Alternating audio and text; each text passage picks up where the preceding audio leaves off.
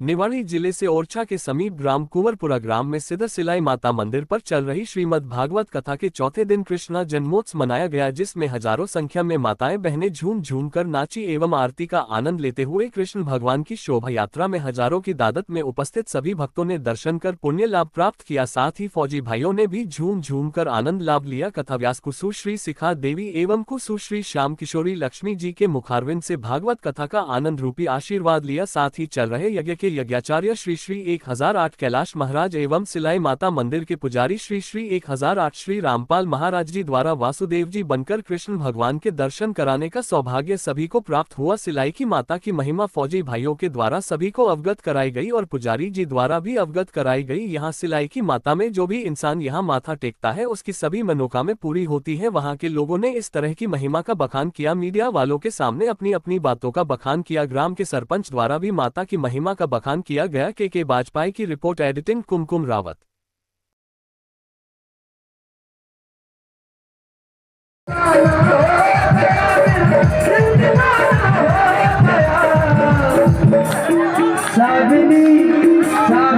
सभी लोग कहते हैं कि जबान जाएंगे जन्नत में, बूढ़ा जा नहीं सकता।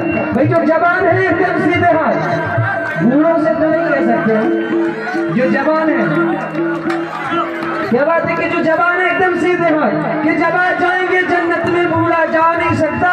और जिस पे कृपा हो हमारे बिहारी की उसे बढ़ापा, मतलब यहाँ पर जितने बूढ़े हैं वो भी जवान अधिक प्रसन्न है। हाँ। तो आपको भी लगता है, और यहाँ जो महिलाएं कथा को सुनती हैं उनका बहुत आकर्षित आपके ऊपर है। हाँ। एक्सप्रेस जनसेवा न्यूज निवाड़ी।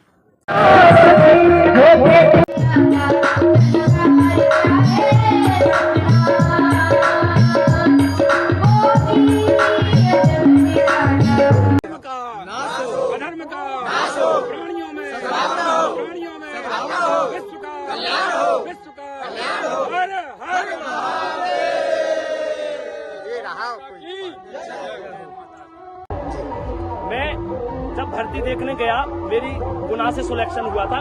ग्वालियर ARO आता है, आर्मी रेलवे भर्ती जो होती है। गुना में हम एक बार क्लर्क की भर्ती देखने गए 13 तारीख को, 13 मई के आसपास में 2013 में। तो वहाँ पर हमारा बीम की वजह से हमारा सिलेक्शन नहीं हो पाया, हमने पुशअप नहीं लगा पाया।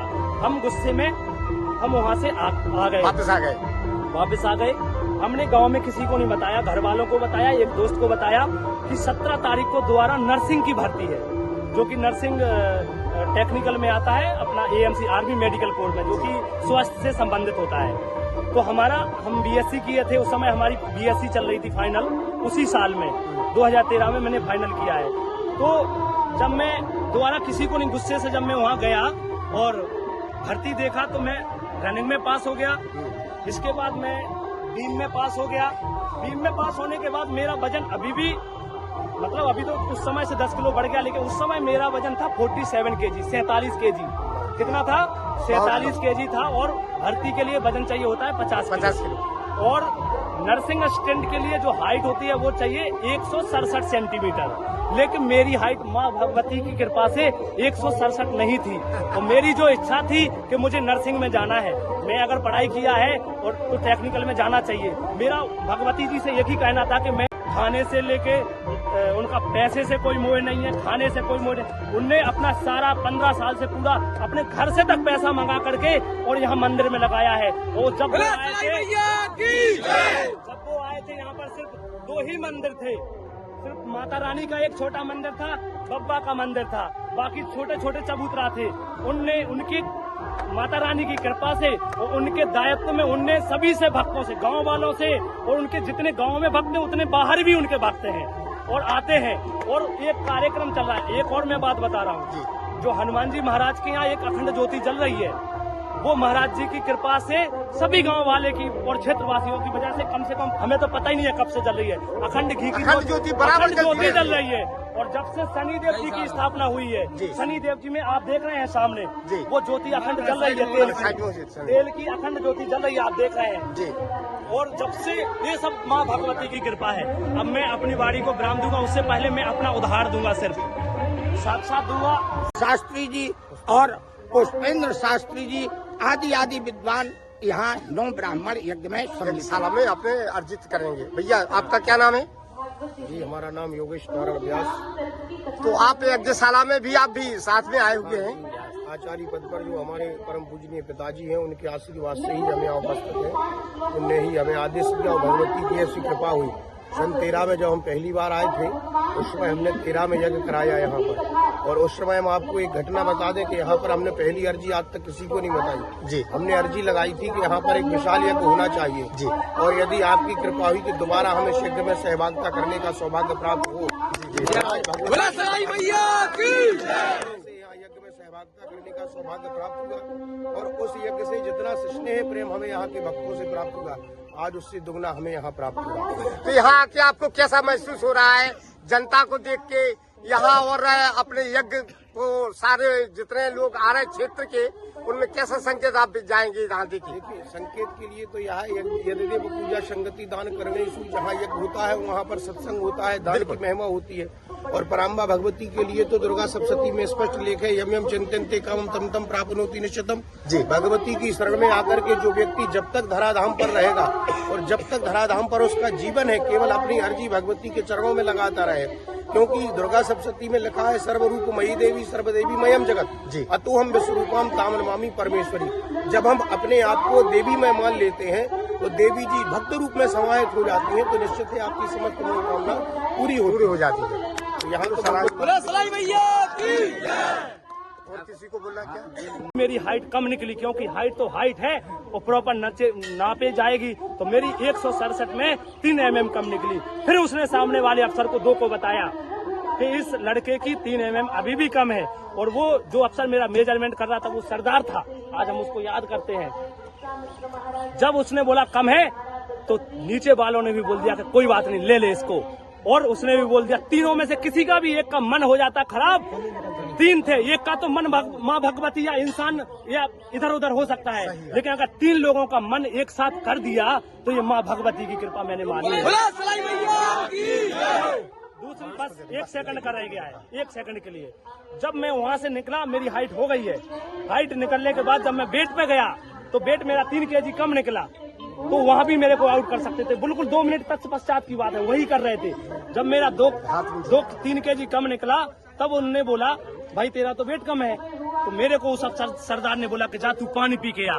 मैं पानी पीने गया, वहाँ पानी पी रहा हूँ। और वो जब अफसर वापस आया वहाँ से सबकी, क्योंकि वो लास्ट बैच था, वहाँ से निकला, मैं बोला हूँ साहब मैंने पानी पी लिया है। बोला जा तेरा मैंने लिख दिया है 50 kg, जा वेट करवा लेना। सभी भक्तों के ऊपर है, चाहे ये फौज में अगर गया है तो इसके ऊपर है।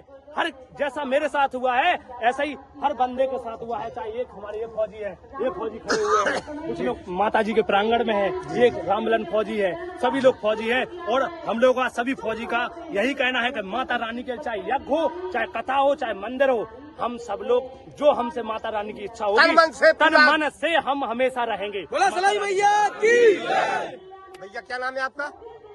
मेरा नाम कैलाश कृष्णकांत प्रजापति है, पुत्र श्री रामकृष्ण प्रजापति है जी। तो आपकी माई की कृपा से नियुक्ति हुई? मेरा वर्तमान में केंद्रीय रिजर्व पुलिस सीआरपीएफ में 2025 के थ्रू सीआरपीएफ में सिलेक्शन हुआ है। इससे पहले मैंने 2023-24 में यूपी पुलिस और दिल्ली पुलिस की वैकेंसी थी कि उसमें फाइनल से थोड़ा रह जा रहा था मैं सिलेक्शन से।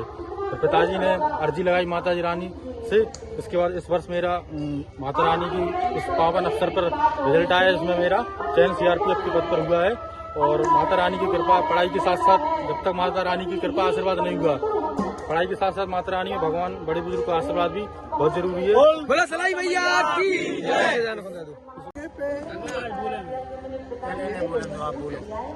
महाराज जी ये बताइए अपना नाम क्या है महाराज जी? हमारा नाम है रामदास महाराज जी। श्री 108 श्री रामदास महाराज जी आपका नाम है। तो यहाँ जो सराय माता पे आप कितने वर्ष से हैं? यहाँ 17 वर्ष हो चुके हैं। तो यहाँ की क्या महिमा है? यहाँ लोग कितने आते हैं कि आए दिन भीड़ लगी रहती है। जब मैं सुनता हूँ तभी भी एक तरफ भीड़ से कोई आदमी पीड़ित नहीं है, हर आदमी यहाँ भीड़ में लिप्त रहता है। यहाँ पर जब हम आए तो पीने का पानी नहीं था और हमारे यहाँ की ये भूमि और माता की इतनी असीम कृपा है इतनी असीम कृपा है कि आज तक जो मांगने आया हूँ खाली हाथ कभी गया नहीं। जी। हम तो यहाँ से अगर किसी ही प्राणी जीव को अगर मिट्टी उठा के दे दें तो वो मिट्टी उसका दवा अमृत बन के काम करती है। बोलो सिलाई माता की जय। यहाँ आपने कितने यज्ञ करवा चुके? ये तीसरा यज्ञ है। ये तीसरा यज्ञ है। तीसरा यज्ञ है। मतलब हर वर्ष होता है कि वर्ष एक आध छोड़ के होता है? एक यज्ञ हुआ था हमारे आने के पहले 17 साल के पहले। ठीक। और दूसरा यज्ञ हुआ है हमारे आने में 13 साल हो गए।